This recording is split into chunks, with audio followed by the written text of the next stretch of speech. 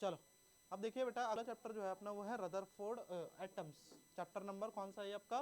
12 है। ठीक है, 2-3 क्लास लगेंगी, 2 मैक्सिमम 3 क्लास। एटम्स, एटम्स के अंदर हमको 2 चीज़ें पढ़नी है यहाँ पे। पहले याद समझ, ध्यान समझना, उसको पढ़ना है अपने को। सबसे पहला टॉपिक वो है रदरफोर्ड मॉडल। ठीक है, और रदरफोर्ड मॉडल के बाद अपने को पढ़ना है क्या बेटा? Bohr's model. ठीक है, तो रदरफोर्ड मॉडल है और कौन सा आपका? Bohr's model. बस यही 2 मॉडल पढ़ने हैं। रदरफोर्ड मॉडल आज ही खत्म हो जाएगा पूरा का पूरा। बोर्स मॉडल के ऊपर कम से कम अच्छी खासी क्लासेस लगती हैं। इसके अंदर से कैसे क्वेश्चन आते हैं आप लोगों को पता ही होगा। बोर का पोस्टुलेट्स, कितने पोस्टुलेट थे उसके? 3 पोस्टुलेट थे। याद है कुछ? नहीं पढ़ा होगा, हाँ पेपर के लिए तो पढ़ ही रहे होगे ना आप लोग।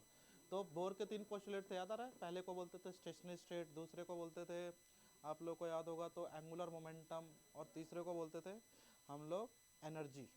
ठीक है, तो ये 3 के ऊपर बना हुआ है। ठीक है, सबसे पहले आज हम जानेंगे कि कमियां क्या थी, सारे मॉडल्स कौन कौन से थे, तो इसको थोड़ा ध्यान समझते हैं। ठीक है, तो सबसे पहला जो बेसिक मॉडल आया एटम का, बोर्ड पे ध्यान दे भाई। सबसे पहला जो बेसिक मॉडल आया एटम का, उस मॉडल को हम बोलते हैं आपका, सबसे बेसिक मॉडल जो था वो जेम्स उसका था, जे थॉमसन का से पहले भी था डॉटन का। सबसे पहले आया था डॉटन का मॉडल। डॉटन के मॉडल के अकॉर्डिंग क्या बोला था और डॉटन ने? अब ध्यान समझो शुरू से लेकर एंड तक की कहानी को। ठीक है, डॉटन के मॉडल के अकॉर्डिंग ये था कि कोई भी जो एटम है वो इनडिविजुअल होता है। क्या होता है बेटा? इनडिविजुअल। एटम जो है उसको डिवाइड नहीं कर सकते। फिर एक साइंटिस्ट है जिनका नाम क्या था बेटा? J Thomson. इन्होंने कैथोड रे एक्सपेरिमेंट किया, और कैथोड रे एक्सपेरिमेंट से इन्होंने देखा कि भाई एटम के अंदर इलेक्ट्रॉन भी पाए जाते हैं और एक पॉजिटिव चार्ज कैरियर भी होता है। ठीक है, और ये इन्होंने किया था इलेक्ट्रिक डिस्चार्ज करके। ठीक है, ये इतना जानने की जरूरत नहीं है, बस आपको ये पता होना चाहिए जे थॉमसन का मॉडल क्या था। ठीक है, तो जे थॉमसन का मॉडल याद रखना है, बस एक एक पॉइंट याद होने चाहिए। ठीक है, इतने जरूरी नहीं है ये। तो इन्होंने बोला कि देखो, जो जे थॉमसन का मॉडल था उसको हम 2 मॉडल के नाम से जानते हैं। इसको बोलते हैं वाटरमेलन मॉडल, या फिर इसे क्या बोलते हैं बेटा? Plum pudding model. इस मॉडल के अकॉर्डिंग क्या था कि जो एक आपका एटम है इसको आप विजुअलाइज करो एज अ वाटरमेलन। एटम को कैसे विजुअलाइज करो? As a watermelon. इसके अंदर जो लाल वाला पार्ट है, ये लाल वाला पार्ट आपका पॉजिटिव चार्ज है, और इसके अंदर जो सीड्स हैं ये सीड्स किसके काम करेंगे? आपका इलेक्ट्रॉन का। ठीक है, ये मॉडल उन्होंने दिया, किसने? जे थॉमसन ने। अब जे थॉमसन ने ये मॉडल देकर चले गए। ठीक है, अब एक साइंटिस्ट आए, इन्हीं के जो स्टूडेंट थे उनका नाम था बेटा रदरफोर्ड। कौन साइंटिस्ट है बेटा? रदरफोर्ड। रदरफोर्ड ने मेनली काम किया था इसके ऊपर। ठीक है, सबसे ज्यादा रदरफोर्ड ने काम किया था। इसी का थोड़ा सा एक्सटेंडेड वर्जन के ऊपर काम किया किसने? बोर्स ने, और उसी का मॉडल आज तक चलता है। ठीक है, यहाँ तक की बात है। तो सबसे पहले आप लोग लिखिएगा बेटा वो एट जे थॉमसन मॉडल, लिख लो J Thomson model, J Thomson model, J Thomson model. ठीक है, मेन मेन पॉइंट लिखना है।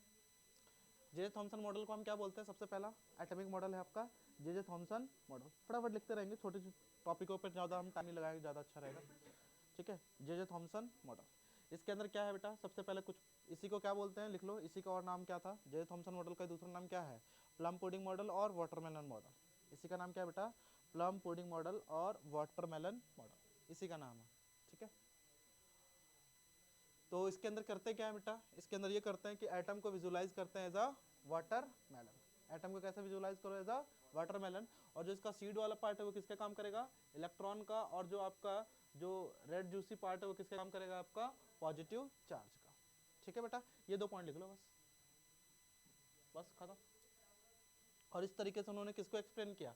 न्यूट्रलिटी ऑफ एटम को। जो एटम है वो ओवरऑल क्या है बेटा? आपका न्यूट्रल है। ठीक है, ये वैल्यू उन्होंने बोली। ठीक है, एटम को एज अ वाटरमेलन मान किया। ठीक, जल्दी करो इसको।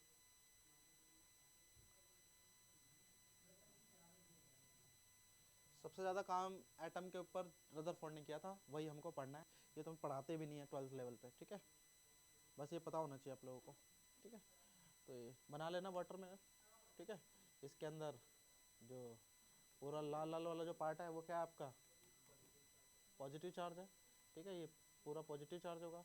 और इसके अंदर जो बीज हैं, सीड जो है वो क्या है? आपका इलेक्ट्रॉन। ठीक है, बस खत्म। ये सारी पॉइंट आपको पता होने चाहिए। ठीक है ना, अब लिखिएगा रदरफोर्ड मॉडल। ठीक है, ध्यान समझना, आगे बढ़े। Rutherford model.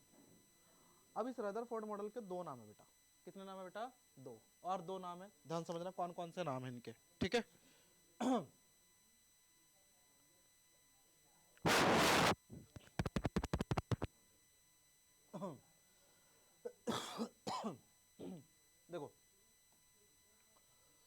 रदरफोर्ड मॉडल का जो नाम है, और दो नाम लिखो, इसको बोलते हैं Geiger Marsden experiment. Geiger, paper में ये नाम बहुत ज़्यादा आता है, मार्सडन एक्सपेरिमेंट। और इसी का एक और नाम है, तीन नाम है, एक और नाम है, इसी को बोलते हैं बेटा alpha particle scattering experiment. Alpha particle scattering experiment. आप बोलोगे सर ये दो नाम क्यों पढ़ते हैं, ध्यान समझना। तो देखो, ये जो पूरा का पूरा एक्सपेरिमेंट था, ये एक्सपेरिमेंट किया था दो साइंटिस्टों ने मिलकर। कौन कौन से थे? गीगर और मार्सडन ने किया था, ठीक है। रदरफोर्ड ने नहीं किया था एक्सपेरिमेंट। एक्सपेरिमेंट किसने किया था? गीगर और मार्सडन ने। लेकिन इसको ऑब्जर्व कौन कर रहा था? Ernest Rutherford. इसलिए इसके तीन नाम पड़े, क्या? रदरफोर्ड न्यूक्लियर मॉडल, फिर उसके बाद क्या हुआ? गीगर मार्सडन एक्सपेरिमेंट भी बोलते हैं इसी को, और क्या बोलते हैं इसको? Alpha particle. अल्फा पार्टिकल क्यों बोलते हैं? क्योंकि इसके अंदर अल्फा पार्टिकल को इसने यूज किया था, ठीक है। अब सवाल उठता है यहाँ से, डायग्राम को बनाना शुरू करें, ठीक है। तो इस तरीके का डायग्राम है कुछ, देखो इधर बोर्ड पे, आप समझ लो इसको, ठीक है। ये पूरा डायग्राम बनाना है आपको, बॉक्स नहीं बनाना है, ठीक है। कुछ इस तरीके से बनाएंगे हम, ठीक है। तो देखो, इधर इन्होंने रखा है लेड बॉक्स। लेड बॉक्स का अच्छा काम क्या होता है, देखो इधर ध्यान समझना। इसने सेटअप क्या किया, मैं पूरा बता देता हूँ, फिर आप लोग यहाँ बना लेना दोबारा, ठीक है।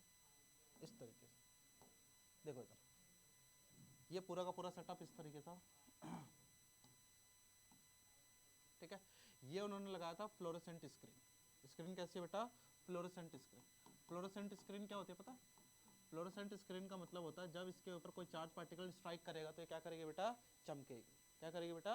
चमकेगी, ठीक है। यहाँ तक की बात है। मैं यहाँ पे लगा रखा है कॉलीमेटर।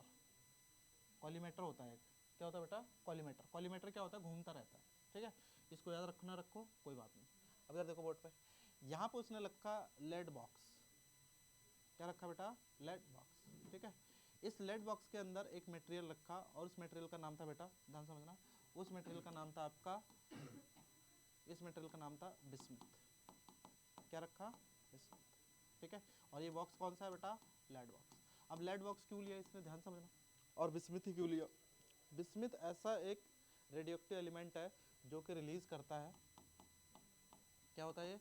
रेडियो एक्टिव एलिमेंट जो रिलीज करता है अल्फा पार्टिकल। क्या रिलीज करता है बेटा? अल्फा पार्टिकल, ठीक है।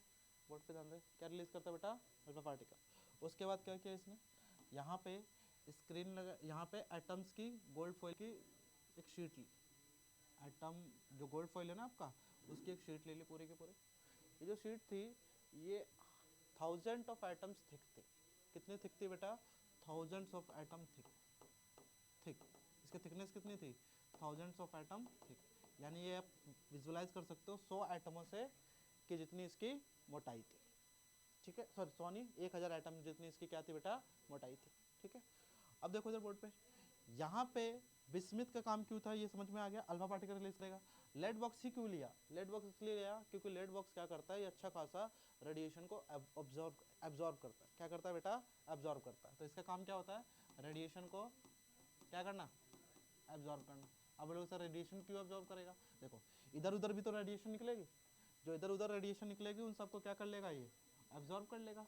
तो केवल किधर को रेडिएशन को जाने देगा? जो सीधी रेडिएशन जा रही है केवल उनको जाने देगा, इधर उधर की रेडिएशन क्या कर लेगा? खुद ही एब्जॉर्ब कर लेगा, ठीक है। यहाँ तक की बात है।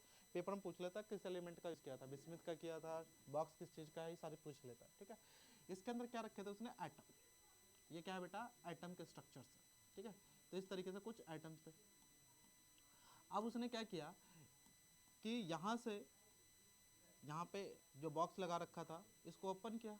जैसे ही इसने ओपन किया तो ये नोटिस किया कि जो most of the alpha particle है, करीब 99% अल्फा पार्टिकल जो है वो क्या हो गए? सीधे चले गए।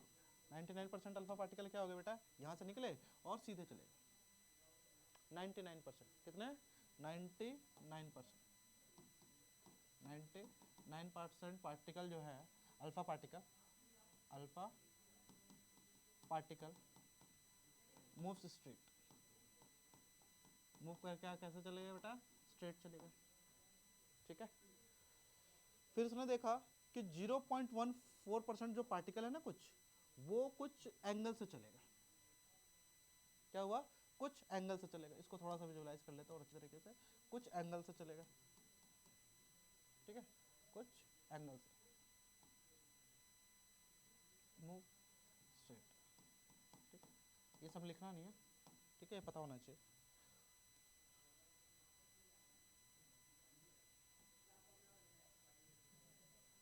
ध्यान से, ठीक है। 99% पार्टिकल जो है वो क्या हो गया आपके, सीधे चले गए। कुछ पार्टिकल जो है ना 0.14% पार्टिकल वो 1 डिग्री से ज़्यादा डेविएट हुए। 0.1% पार्टिकल जो थे वो 1 डिग्री से ज़्यादा डेविएट हुए, मोर देन 1 डिग्री। ठीक है, ये सब लिखना नहीं है, ठीक है, मोर देन 1 डिग्री। ठीक है, फिर उन्होंने देखा कुछ पार्टिकल जो है वो क्या हुआ है, ऐसे गए और टकरा के 90 डिग्री पे मूव गए। कुछ पार्टिकल जो है वो यहाँ से गए और टकरा के क्या हुआ, टकरा के वापस आ गए। तो ये 4 ऑब्जर्वेशन उसने दिखाई। कौन कौन से observation, most of the particle थे वो सीधे चले गए।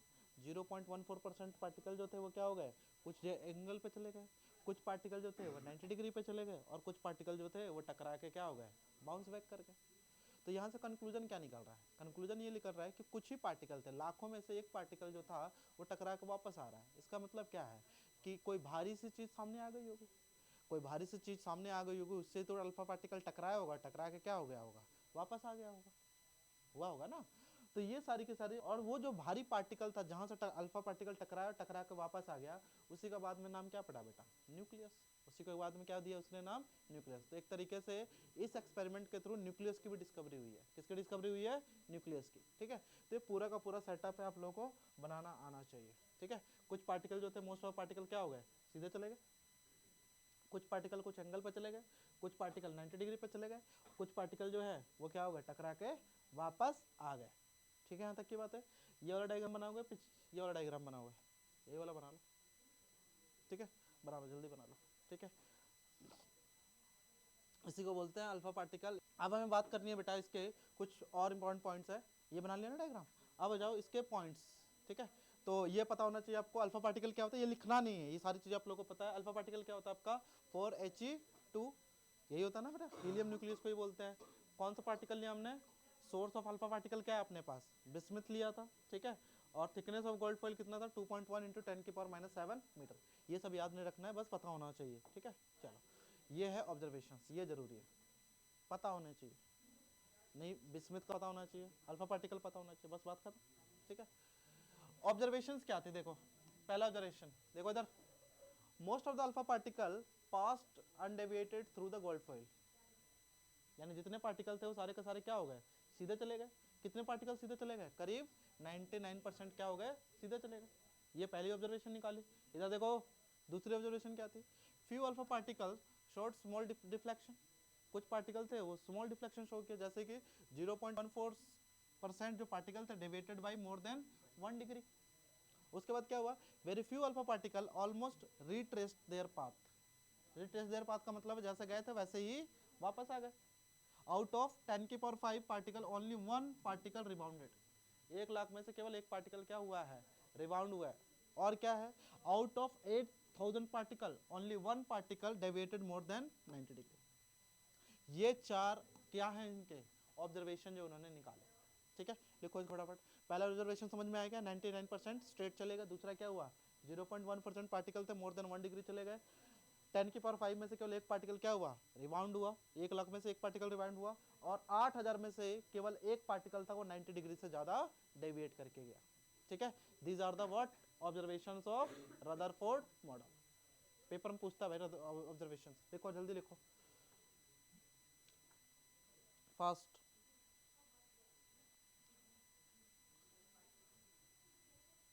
मेरे को ना ऐसा करो, सारे के सारे जो पेपर है ना एक बार दे दो मेरे को, मैं भी देखूँ इस बार। बोर्ड का पेपर तो आसान ही लग रहा था मेरे को सारा, इवनिंग का भी तो और आसान है। वही है ना, तुम लोग थोड़े से प्रैक्टिस मैथ वाले भैया अगर इसको गलत करके आएंगे ना फ्लक्स वाले क्वेश्चन को, तो उनका क्या ही कहें। वो दिख रहा है कि नीचे टाइम रहता है, ऊपर भी टाइम का फंक्शन, तो डिफ्रेंशिएट होगा। ठीक है बेटा, ये 4 पॉइंट क्लियर है। These are the 4 observations. ठीक है, फोर्थ वाला कब होगा, तो भाई अलग ही है। आ जा बेटा।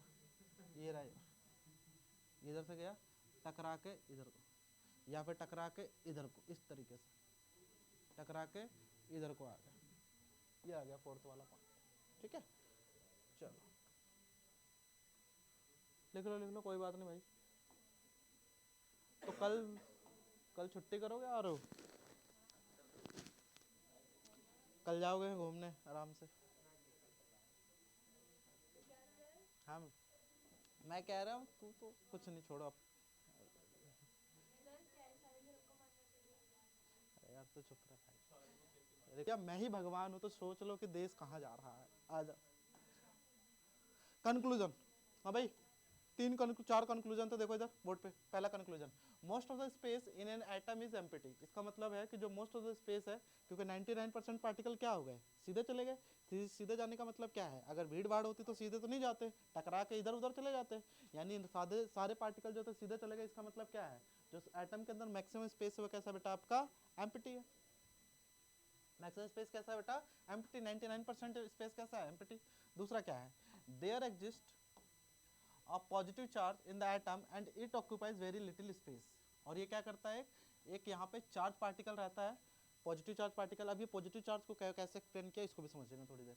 ठीक है, in the atom and it occupies very less space, ये बहुत कम स्पेस को ऑक्यूपाई करता है। ठीक है, almost whole mass and positive charge of the atom is concentrated in a very small space inside an atom.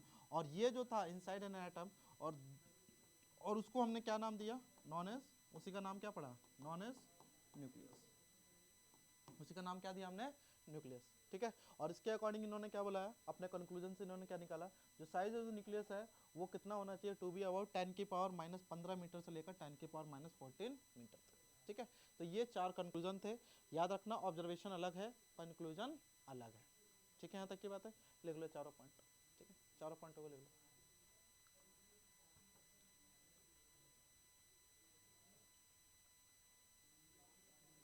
ये आराम से लिखोगे तुम लोग, अभी लिखना है, लिख लो फिर भाई, मेरे को 2-3 टॉपिक पढ़ाने और है।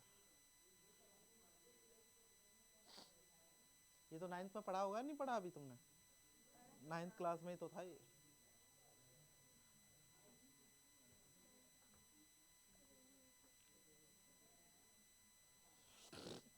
चलो, it is all about media control और प्रोपेगेंडा।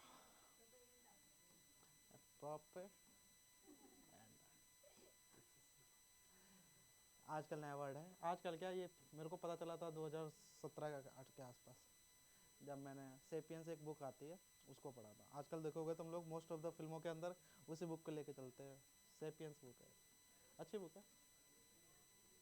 ठीक है, चलो अब नेक्स्ट टर्म हम बात करते हैं, ध्यान देना। रदरफोर्ड ने अब प्लेनेटरी मॉडल अपना दिया। अब देखो इसने अपने मॉडल के अकॉर्डिंग क्या बोला, शांत हो जा बेटा। पहले इन्होंने बोला कि जो एटम है वो स्फेरिकल शेप में होता है, जिसके अंदर पॉजिटिव चार्ज जो होता है वो कहाँ होता है बेटा, सेंटर पे, उसके चारों तरफ होती है circular orbits. In circular orbit के अंदर प्रोटॉन और इन सर्कुलर ऑर्बिट के अंदर इलेक्ट्रॉन रिवॉल्व करते हैं और सेंटर पे क्या रहता है आपका, प्रोटॉन। प्रोटॉन अभी तक खोज नहीं हुआ है, वैसे जनरली हम क्या मान के चल रहे हैं, न्यूक्लियस है, न्यूक्लियस जहां पर उसके पास एक पॉजिटिव चार्ज है। ठीक है, तो यहाँ पे क्या है, electron are negative charge particle that revolve in a circular orbit. ठीक है, और जो इलेक्ट्रॉन है वो सर्कुलर ऑर्बिट के अंदर क्या करता है बेटा, रिवॉल्व करता है। ठीक है, फिर क्या होता है, the electrostatic force the electrostatic force of attraction between the nucleus of proton and electron provide a necessary force of attraction known as centripetal force। और इनके बीच में क्या लगता है बेटा, सेंट्रिपिटल फोर्स लगता है। ठीक है, अच्छा ये देखो, ये क्या मॉडल आप लोगों को कुछ प्लेनेटरी मॉडल जैसा नहीं लग रहा है? प्लेनेटरी के अंदर भी ऐसे ही होता था, सेंटर पे कौन आपका सन, उसके चारों तरफ क्या है बेटा, आपका ऑर्बिट्स है, और इन ऑर्बिट के अंदर कौन रिवॉल्व करता है, आपके प्लैनेट्स रिवॉल्व करता है।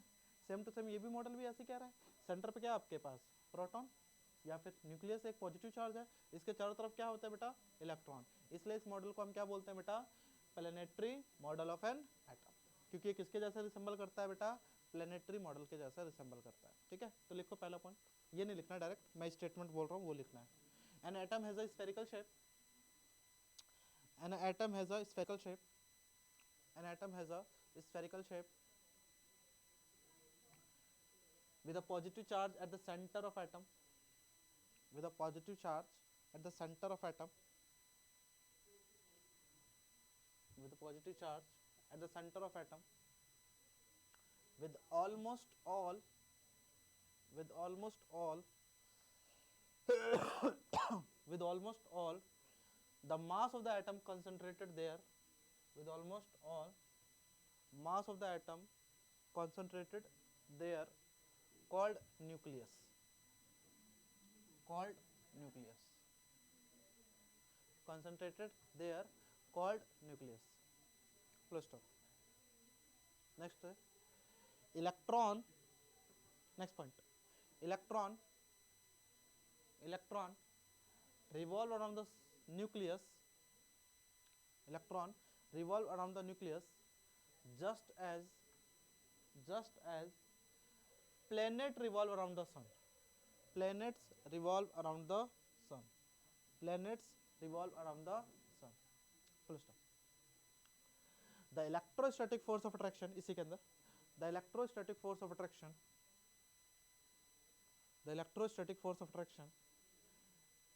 between nucleus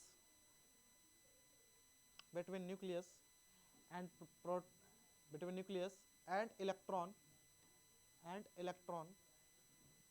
provide necessary centripetal force.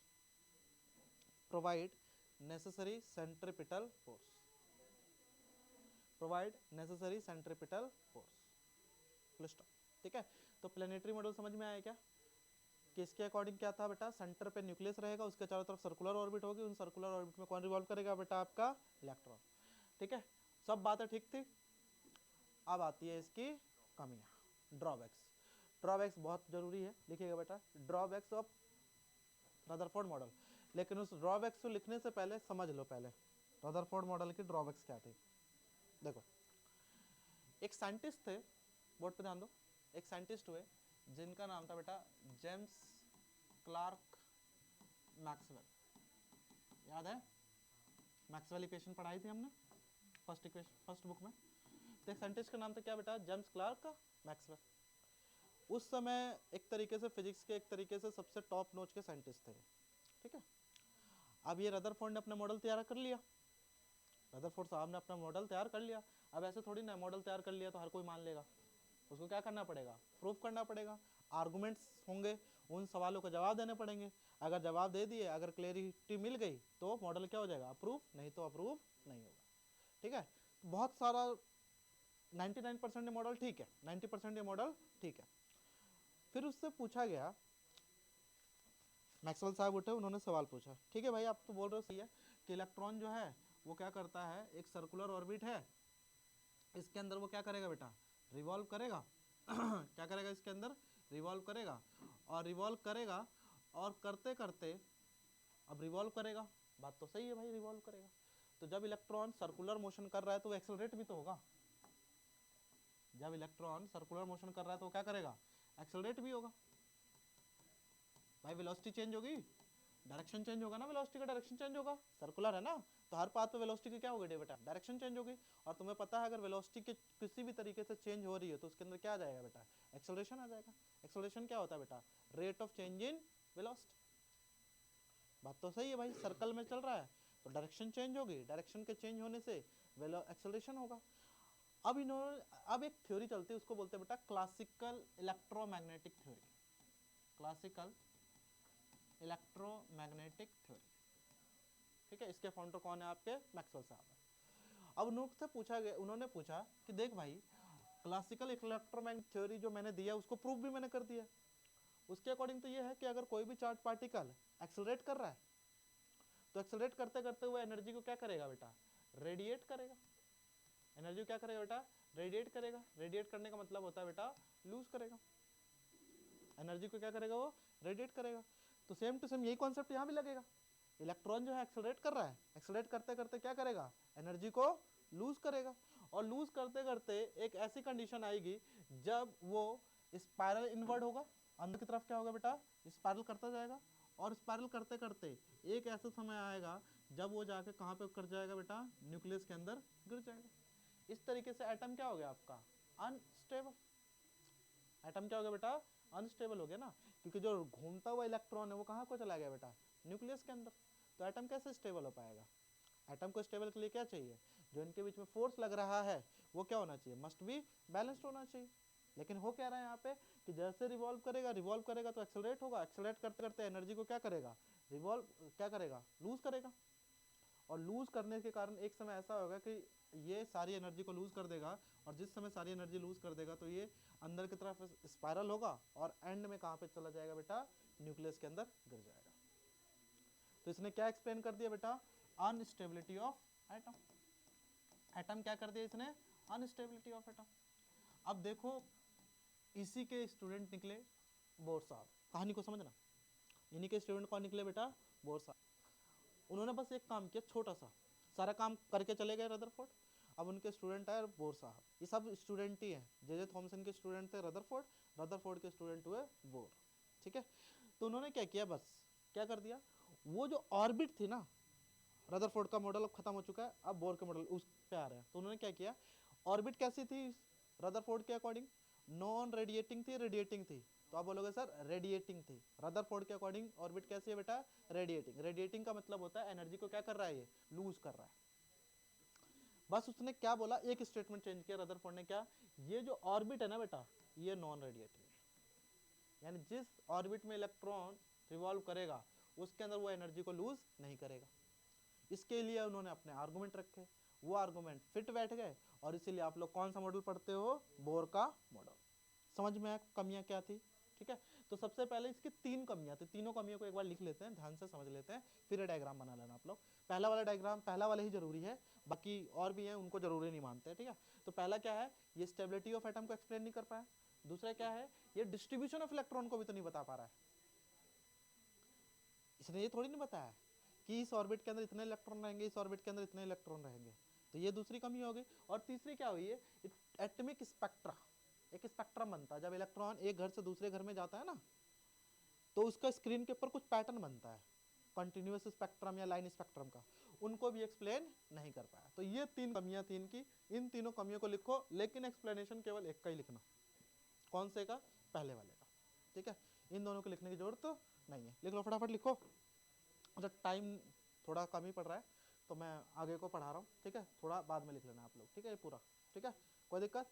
तो उसकी कमियां क्या थी ये पता चला, इसकी तीन कमियां थी, कौन कौन सा, ये स्टेबिलिटी ऑफ एटम को, स्टेबिलिटी ऑफ इलेक्ट्रॉन को नहीं एक्सप्लेन कर पाया। दूसरा डिस्ट्रीब्यूशन ऑफ इलेक्ट्रॉन को भी एक्सप्लेन नहीं कर पाया, डिस्ट्रीब्यूशन ऑफ इलेक्ट्रॉन को किसने एक्सप्लेन किया बेटा, बोर ने। और तीसरा क्या था, एटॉमिक स्पेक्ट्रम को भी एक्सप्लेन नहीं कर पाया, ठीक है। तो दोनों पॉइंट लिखना चाहो तो लिख लेना आप लोग, वैसे जरूरी कौन सा बेटा, पहला वाला पॉइंट, ठीक है बेटा। नाउ ये पूरा का पूरा थ्योरी है, ठीक है। अब नेक्स्ट लिखिएगा, ये है, लिख लेना बाद में। उसको बोलते हैं बेटा अल्फा पार्टिकल ट्रैजेक्टरी, क्या बोलते हैं उसको, alpha particle trajectory. Important topic है, इंपॉर्टेंट टॉपिक है ये, टॉपिक बहुत जरूरी है ये, और इसके बाद वाला टॉपिक सबसे ज़्यादा जरूरी है, ठीक है। रदरफोर्ड में दो ही सवाल बनते हैं, 2024 में सवाल आया हुआ है इसके अगले वाले टॉपिक से, ठीक है। अब रदरफोर्ड ने अपना इम्पैक्ट पैरामीटर अल्फा पार्टिकल की ट्रैजेक्टरी निकालने को बोला। अल्फा पार्टिकल की जब भी ट्रैजेक्टरी बोले कि अल्फा पार्टिकल कैसे मूव करा कैसे नहीं किया, उसके लिए हम एक चीज निकालते हैं, उसको बोलते हैं बेटा इम्पैक्ट पैरामीटर। क्या बोलते हैं उसको, इम्पैक्ट पैरामीटर, ठीक है। तो कहने का मतलब है अगर आपसे कोई पूछे अल्फा पार्टिकल की ट्रैजेक्टरी किससे मेजर की जाती है, तो आपको याद रखना अल्फा पार्टिकल की ट्रैजेक्टरी किससे मेजर की जाती है, उसके इम्पैक्ट पैरामीटर से। किससे मेजर की जाती है बेटा, इम्पैक्ट पैरामीटर। अभी इम्पैक्ट पैरामीटर क्या होता है, ध्यान समझो, इम्पैक्ट पैरामीटर क्या होता है, ठीक है। तो इधर देखो, ये था एक, इन्होंने एटम को भेजा, अल्फा पार्टिकल गया, यहाँ अल्फा पार्टिकल जो जाएगा वो टकरा के क्या होगा, सीधा वापस आ जाएगा, फोर्स ऑफ रिपल्शन मिलेगा उसके कारण वापस आ जाएगा। भाई ये भी कैसा है बेटा, पॉजिटिव है, ये भी जो अल्फा पार्टिकल जा रहा है वो भी कैसा है बेटा, पॉजिटिव है। और पॉजिटिव पॉजिटिव के बीच में क्या होगा, रिपल्शन होगा, जाएगा और टकरा के क्या हो जाएगा, टकराने से पहले क्या हो जाएगा, वापस आ जाएगा, क्योंकि ये पॉजिटिव चार्ज ज़्यादा है, इसकी पॉजिटिव चार्ज की वैल्यू कितनी है, जेड, पता है ना आप लोगों को, और जेड की वैल्यू इसकी बहुत ज़्यादा है। किसी भी न्यूक्लियस का के ऊपर चार्ज जो निकालते हैं वो कैसे निकालता है, जेड इंटू ई निकालते हैं ना, तो जेड ही हो जाएगा, ठीक है। चलो बोर्ड पे ध्यान दो, यहाँ पे कहानी को समझो। तो यहीं से हम क्या करते हैं, बहुत सारे हमने ये देखा कि बहुत सारे जो पार्टिकल है वो जो इसके पास पास जाएंगे इस तरीके से, तो क्या करेंगे, अलग अलग एंगल पे डिफ्लेक्ट होंगे। देखो इधर समझो, इधर जैसे कि सीधा वाला गया था, सीधा वाला क्या होगा, डायरेक्ट टकरा के वापस आ जाएगा। कुछ पार्टिकल इससे थोड़ा सा दूर जाएंगे, वो क्या हो जाएंगे, उनका अलग एंगल बनेगा। यहाँ पे एंगल कितना बनेगा, जो सीधा जाकर वापस आ गया वहाँ पे एंगल क्या बना, 0। यहाँ पे एंगल कितना बना, 90 डिग्री। कुछ पार्टिकल जो इससे दूर होंगे वो ऐसे ट्रेवल करके ऐसे चले गए होंगे। तो ये दिख रहा है आप लोगों को, हर जगह जो थीटा की वैल्यू है वो क्या होती जा रही है, आपकी चेंज होती जा रही है। यहाँ पे थीटा कितना है आपके पास, 0। यहाँ पे थीटा क्या है आपके पास, 90 डिग्री है। यहाँ पे थीटा क्या है, कुछ वैल्यू होगी थीटा की, ठीक है। तो ये थीटा की वैल्यू क्या है, जो पार्टिकल हैं वो अलग अलग एंगल पे क्या हो रहे हैं, टकरा रहे हैं, टकरा रहे हैं। टकराने का मतलब है इसके पास जा रहे हैं और जाकर वहां से इधर की तरफ चले जा रहे हैं या इधर की तरफ जा रहे होंगे। सेम टू सेम जो ऊपर की तरफ जा रहा है ऐसा हम नीचे भी तो बना सकते हैं, ठीक है। तो इसी को बोलते हैं बेटा इम्पैक्ट पैरामीटर। तो इम्पैक्ट पैरामीटर क्या होता है, ये बड़े ध्यान से समझना है। इम्पैक्ट पैरामीटर क्या होता है, it is the perpendicular distance of the initial velocity vector of the alpha particle from the centre of the nucleus. ये मान लो एक वेलोसिटी वेक्टर है, कोई पार्टिकल है वेलोसिटी वेक्टर, ठीक है। इसको क्या करना है आपको, सीधा रखना है। क्या रखना है आपको, सीधा रखना है। और इसके सेंटर से इस पार्टिकल का, देखो इधर, इस पार्टिकल का इसके सेंटर से, ये सेंटर हो गया, इनके बीच का ये जो परपेंडिकुलर डिस्टेंस है, क्या है बेटा, इनके बीच का ये जो परपेंडिकुलर डिस्टेंस है, इसी परपेंडिकुलर डिस्टेंस को क्या बोलते हैं बेटा, इम्पैक्ट पैरामीटर। इसे क्या बोलते हैं बेटा, इम्पैक्ट पैरामीटर, ठीक है। जहाँ पे थीटा क्या होता है बेटा, स्कैटरिंग एंगल। थीटा का मतलब क्या है, स्कैटरिंग एंगल। स्कैटरिंग एंगल क्या होता है, कितने एंगल से स्कैटर हुआ है, कितने एंगल से क्या हुआ बेटा, स्कैटर हुआ है। स्कैटर होने का मतलब है डिफ्लेक्ट हुआ है, ठीक है। इसको बोलते हैं बेटा एंगल ऑफ स्कैटरिंग। दोबारा समझो, दोबारा समझो। ये एक पार्टिकल है, ये पार्टिकल गया, जाने के बाद कुछ एंगल पे क्या हो जाएगा, ये स्कैटर हो जाएगा। अच्छा, दूर पार्टिकल जाएगा तो क्या उसके ऊपर कोई फर्क पड़ेगा, कोई फर्क नहीं पड़ेगा, वो सीधा चला जाएगा। यहाँ पे थीटा की वैल्यू कितनी होगी, 180 डिग्री, मैंने 0 लिख दी थी। यहाँ पे कितनी होगी, 180, गया और टकरा के वापस आ गया, ठीक है। यहाँ पे थीटा की वैल्यू कितनी होगी आपके पास, 0 डिग्री। समझ पा रहे हो कि नहीं, क्योंकि स्कैटर ही नहीं होगा, तो जैसा गया था वैसे सीधा चला जाएगा। कुछ पार्टिकल होंगे क्या, वो कुछ ही एंगल पे जाकर स्कैटर होंगे। तो इसका डेरिवेशन आपके सिलेबस में नहीं है, इसके लिए एक डायरेक्ट फार्मूला आप लोग लिखते हैं, वैसे ये लिख लेना, ये लिखने की जरूरत नहीं है, केवल ये डेफिनेशन लिखना है। वैसे इसका एक फार्मूला होता है आप लोगों के पास, ZE² cot θ/2 अपॉन में काइनेटिक एनर्जी, ठीक है। ये फार्मूला होता है, ठीक है। अगर ना लिखो तब भी काम चल जाएगा, आपके सिलेबस में नहीं है। बस ये पता होना चाहिए कि अल्फा पार्टिकल की ट्रैजेक्टरी को किससे मेजर किया जाता है, आपका इम्पैक्ट पैरामीटर। और इम्पैक्ट पैरामीटर क्या को रिप्रेजेंट किससे किया जाता है, बी से। खत्म हो गया इम्पैक्ट पैरामीटर। अब अगला टॉपिक है अपना, ये है आपका डिस्टेंस ऑफ क्लोजेस्ट अप्रोच। यहाँ से न्यूमेरिकल प्रिपेयर करके रखे हैं आप लोग, यहाँ से न्यूमेरिकल ही आता है, ठीक है। Distance of closest approach. Distance of closest approach को बेटा आर नोट से रिप्रेजेंट करते हैं। किससे करते हैं बेटा, आर नोट। होता क्या है, ध्यान समझना, देखो इधर बोर्ड पे, बोर्ड पे ध्यान देना, बड़ा सिंपल कॉन्सेप्ट है। ये अल्फा पार्टिकल जा रहा है, बोर्ड पे ध्यान दो, ये अल्फा पार्टिकल जा रहा है, जा रहा है, जा रहा है, जा रहा है, एक समय तक एटम के अंदर एंटर कर गया। एटम के अंदर कौन है, न्यूक्लियस है। इस न्यूक्लियस के पास क्या होगा बेटा, जेड, गोल्ड एटम है ना, गोल्ड एटम के अंदर जेड की वैल्यू क्या होगी, 79 इंटू में ई, यानी इसके चार्ज के, इसके ऊपर चार्ज कितना है, 79 ई। नहीं समझ में, इसके ऊपर चार्ज कितना हो गया बेटा, 79 ई, यानी भारी न्यूक्लियस है। न्यूक्लियस कैसा है बेटा, हैवी न्यूक्लियस है, ठीक है। अब जैसे ये इसके पास जाएगा, जाएगा जाएगा जाएगा जाएगा, एक समय के बाद टकरा के क्या होगा, ये इसको बीच में क्या होगा, ये जब जा रहा था तो इसके पास कौन सी एनर्जी थी, मोशन करते हुए जा रहा था। जब मोशन करते हुए जा रहा था तो कौन सी एनर्जी होगी इसके पास, काइनेटिक एनर्जी। जब अल्फा पार्टिकल यहाँ से निकला तो एक वेलोसिटी से जा रहा था ना, मोशन कर रहा है, और जब मोशन कर रहा है तो उसके अंदर कौन सी एनर्जी आ गई है, काइनेटिक एनर्जी। लेकिन जैसे ही गया उसके पास पास पास पास गया, उसको उधर से रिपल्शन मिलने लगा। क्या मिलने लगा बेटा, रिपल्शन। रिपल्शन के कारण एनर्जी बनी होगी, रिपल्शन फोर्स लगा ना, उस रिपल्शन फोर्स के कारण क्या मिला होगा, इसको एनर्जी मिली होगी। कौन सी एनर्जी मिलेगी, तो आप बोलोगे सर इनके बीच में एक एनर्जी बनी है और उसे क्या बोलते हैं बेटा, इलेक्ट्रोस्टैटिक पोटेंशियल एनर्जी।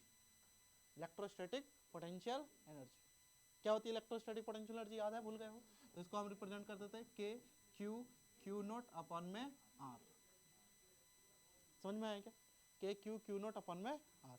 तो जैसे ही इसके पास गया, इसको क्या मिला, यहाँ पे रिपल्शन मिला। इस रिपल्शन के कारण, इस फोर्स के कारण क्या हुआ, ये इसको वापस कर देगा। कहने का मतलब क्या है कि जो पूरी की पूरी काइनेटिक एनर्जी है, ये एंटायरली किस में कन्वर्ट होगी, आपकी पोटेंशियल एनर्जी के अंदर। तो उस समय जो समय काइनेटिक एनर्जी पोटेंशियल एनर्जी में कन्वर्ट हुई, उस समय कुछ डिस्टेंस होगा, उसी डिस्टेंस को हम क्या बोलते हैं बेटा, इम्पैक्ट, उसे क्या बोलते हैं बेटा, distance of closest approach. Closest approach का मतलब समझ में आ रहा है, न्यूक्लियस के कितना क्लोज गया, कौन, अल्फा पार्टिकल, इसी को बोलते हैं डिस्टेंस ऑफ क्लोजेस्ट अप्रोच। तो इधर देखो समझो क्या होता है, at a point P point पे alpha particle comes at rest and its kinetic energy is completely converted into electrostatic potential energy of the system. So क्या मिलेगा, kinetic energy is equal to potential energy. Now what is kinetic energy?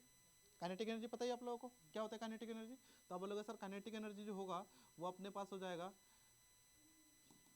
1/2 mv², लिखना लिखो कोई फर्क नहीं पड़ता। Kinetic energy की value क्या होगी आपके पास, हम k डॉट ई ले लेते हैं या k ले लेते हैं, ठीक है।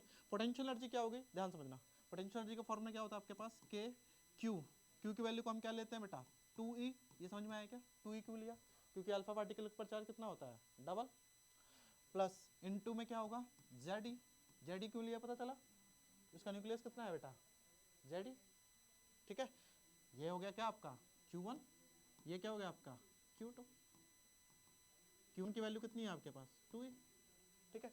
अपॉन में इनके बीच का जो सबसे कम वाला डिस्टेंस था उसका क्या नाम दिया हमने r, ठीक है। तो इस समय हुआ क्या, देखो इस r की वैल्यू निकालो, ठीक है, r नोट से रिप्रेजेंट करते हैं वैसे इसको, ठीक है, इसको हम r नोट बोलते हैं, ठीक है।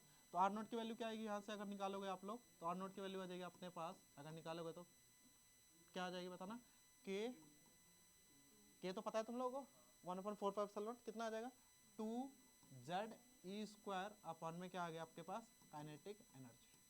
ये फॉर्मूला बहुत जरूरी है, यहाँ से क्वेश्चन आया हुआ है, ठीक है। तो याद रखना, डिस्टेंस ऑफ क्लोजेस्ट अप्रोच कभी भी निकालना हो तो काइनेटिक एनर्जी पोटेंशियल एनर्जी को क्या कर देना, इक्वल कर देना, क्या करना है इनको इक्वल कर देना है, ठीक है। यहाँ तक की बात है, ठीक है, खत्म हो गया। ये 3 क्वेश्चन करने हैं आप लोगों को, 1 से लेकर 3 तक के क्वेश्चन करने हैं, ये सारे क्वेश्चन उसी के ऊपर बेस्ड है, ठीक है। ये 2024 का क्वेश्चन है, ठीक है, आया हुआ है, तो ये करना है आपको, ठीक है। यहाँ तक की बात है, ये सारे क्वेश्चन इसी के ऊपर है, डिस्टेंस ऑफ क्लोजेस्ट अप्रोच के ऊपर, ठीक है। आज की क्लास खत्म हो गई है।